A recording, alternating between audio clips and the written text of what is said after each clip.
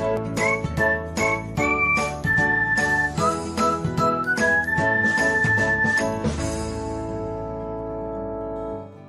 everyone, welcome back to another episode of Technologyglance.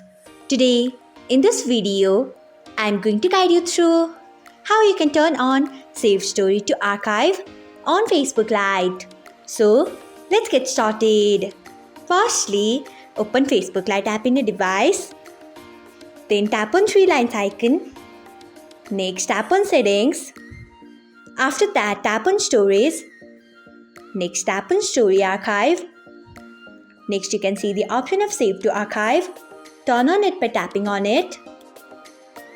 So, this is how you can save stories to archive on Facebook Lite. Thanks for watching. If you found this guide helpful, we would love it if you hit the thumbs up button below. We upload great new tech tutorials like this one every day. So, do not forget to subscribe to our channel and hit the bell icon so that you'll never miss another update.